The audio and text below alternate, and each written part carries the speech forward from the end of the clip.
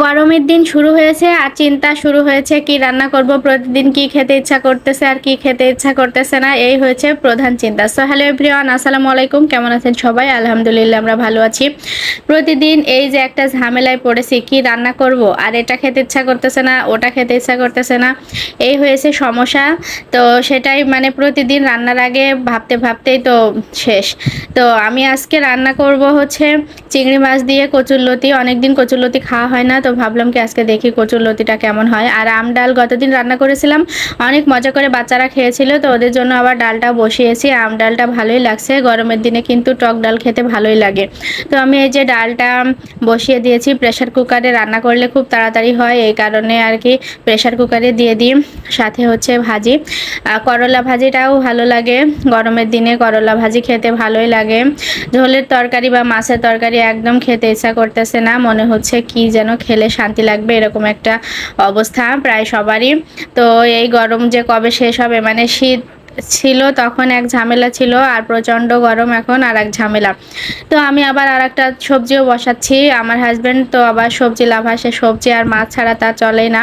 আমরা খাই আর না খাই, ওর জন্য রান্না করাই লাগে। তো মাছগুলো ভেজে নিচ্ছিলাম, পটল রান্না করব, আলু দিয়ে পটল রান্না করব, পাতলা ঝোলের তরকারি। যাই হোক, সবার পছন্দ অনুযায়ী রান্না বান্না কিন্তু আমাদের প্রতিদিন করতে হয়। তো রান্না করতে করতে ঘরে এসে দেখি আমার ছেলে আর ওর পাপা ভীষণ একটা কাজে লেগেছে। মানে আমার ছেলে খুব বায়না ধরেছে, সে হচ্ছে ডাইনোসরের পোশাক বানাবে, মানে টিভিতে কার্টুন দেখে, তো ওইখান থেকে আর কি ওর ইচ্ছা হয়েছে। তো ওর ইচ্ছার জন্য ওর পাপা আবার করে দিচ্ছিল ওগুলো, ওর ডাইনোসরের একটা পোশাক তৈরি করে দিচ্ছে, মানে এখন করতেছে আর কি, এখনো হয়নি, এখনো অনেক কাজ বাকি আছে।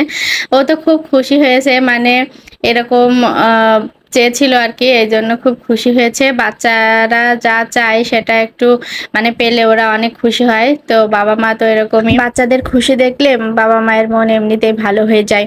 তো যাই হোক, সন্ধ্যার দিকে দুধ জাল করতে গিয়ে দেখলাম দুধটা নষ্ট হয়ে গিয়েছে, মানে একটু দেরি হয়ে গিয়েছিল জাল করতে, এই কারণে মনে হয় ফেটে গেছে দুধটা। তো ছানা করে রেখে দিয়েছিলাম, সেটা আমি একটু সন্দেশ বানাবো, এটা অনেক মজা লাগে। তো আমি এভাবে সন্দেশটা করি, বাসায় অনেক ভালো হয়, দোকানের মতো আর কি।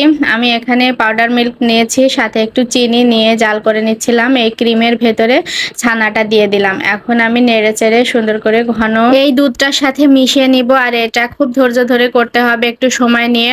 আর চুলার আঁচটা কিন্তু একদম লো করে রাখতে হবে, তা না হলে কিন্তু মিষ্টিটা একদম পারফেক্ট হবে না। আর অনবরতও নাড়তে হবে, এখন কিন্তু নাড়াটা একদম বন্ধ করা যাবে না। আর সব সময় খেয়াল রাখতে হবে চুলার জালটার ওপরে এরকম ঘনত্ব আসা হলে কিন্তু জালটা নিভিয়ে দিতে হবে। এবার নামিয়ে নেব। আর আমি কিন্তু এতে একটু ঘি ইউজ করেছিলাম, হালকা, খুব বেশি না, আবার একটু তীক্ষ্ণ ফ্লেভার হয়ে যাবে।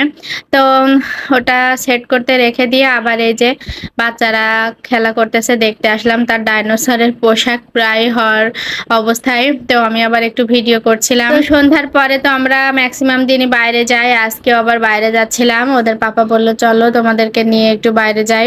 ওরা হচ্ছে অনেকক্ষণ থেকে রুমের মধ্যে ছিল, তো আমরা মাঝে মাঝে এখানে আসি আইসক্রিম খেতে। তো সেখানে আসছি, এই জায়গাটায় অনেক বেশি ভিড় থাকে। তো আজকে একটু রাত করে আসছিলাম বলে ভিড়টা কম ছিল।